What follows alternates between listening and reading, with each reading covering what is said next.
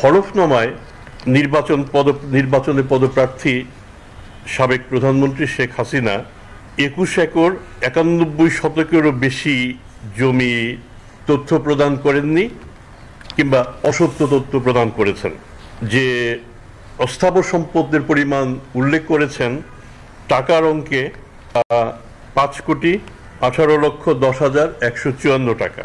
আমরা যদি হলফনামায় প্রদত্ত তথ্য এবং দুদকের প্রাপ্ত তথ্য এই দুইটা বিশ্লেষণ করি তাহলে দেখা যায় তিনি প্রায় ২২ একর সম্পত্তি সম্পর্কে অসত্য তথ্য প্রদান করেছেন এবং ৩১,৯১,০১০ টাকার অস্থাবর সম্পত্তির তথ্য লুকিয়ে নিয়েছেন।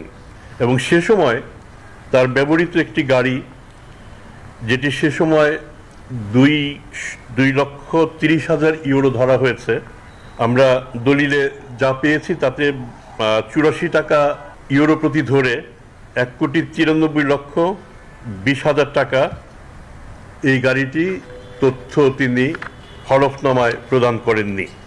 সুতরাং হলফনামায় প্রদত্ত তথ্য এবং বাস্তবে প্রাপ্ত তথ্যের মধ্যে বিশাল ব্যবধান।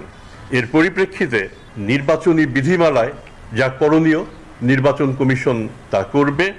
তবে সাধারণভাবে আমরা যেটা বুঝতে পারি যে এতে প্রার্থিতা পদ বহাল থাকার কোনো কারণ নেই। একই সময়ে যে পরিমাণ সম্পদ স্থাবর এবং অস্থাবর পেয়েছি তার যে বিবরণী, দুইটা আমরা একসাথে গ্রথিত করে এই দুইটার যে বৈষম্য কি তা উল্লেখ করে নির্বাচন কমিশনের আইনে প্রয়োজনীয় ব্যবস্থা গ্রহণ করার জন্য আমরা তাদের কাছে পাঠিয়ে দিয়েছি।